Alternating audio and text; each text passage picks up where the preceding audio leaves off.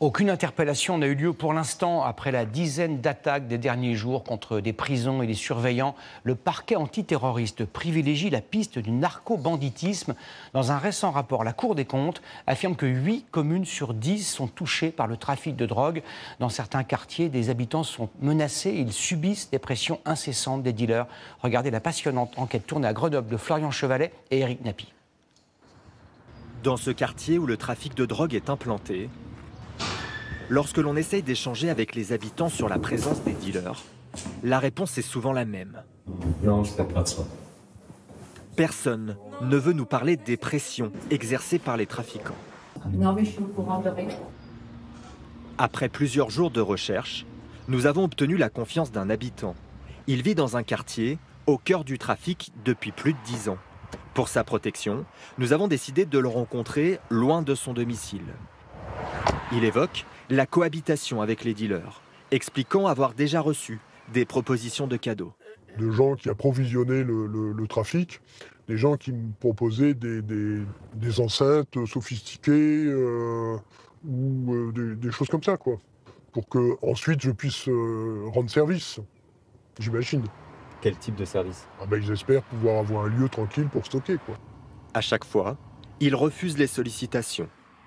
Mais il y a quelques jours, la situation est devenue plus compliquée. Il est chez lui lorsqu'il entend du bruit sur son balcon. Je sors et je me retrouve nez à nez avec 5 individus. Ils cachaient de la drogue sous les dalles de mon balcon.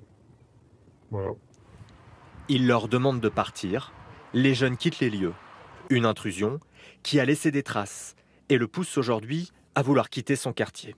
Qu'est-ce qu'on fait avec des gens qui reviennent chez vous? Soit on s'écrase, soit on réagit. Et si on réagit, moi j'ai pas envie que ça me mène au tribunal, quoi. C'est évident qu'on se sent seul, hein. C'est évident, c'est certain, ça. Selon nos informations, les occupations illégales de logements par des trafiquants seraient de plus en plus fréquentes. Avec la multiplication des points de deal, les réseaux ont un besoin croissant de zones sécurisées pour cacher la drogue. Des nourrices dans le jargon policier. Si le réseau n'a aucun lien avec cette personne établie, s'il n'y a aucun lien de parenté, aucun lien de filiation, aucun lien de proximité, ça permet de la rendre invisible et de garantir une certaine sécurité du produit. Cible des dealers, souvent des personnes seules, âgées ou vulnérables. Julie est responsable d'une association d'aide aux familles. Selon elle, lorsqu'un foyer subit les pressions du réseau, il n'existe qu'une seule solution. C'est déménager, c'est les sortir au moins du quartier. Pour ces personnes-là, la seule solution, c'est de fuir. Et en général, c'est ce qui se passe. Nous avions tourné ces images en septembre dernier, à Échirolles, dans la métropole de Grenoble. Des trafiquants délogés d'un appartement qu'ils squattaient en ressortent menottés. Quelques heures plus tard, ce point de deal était de nouveau actif.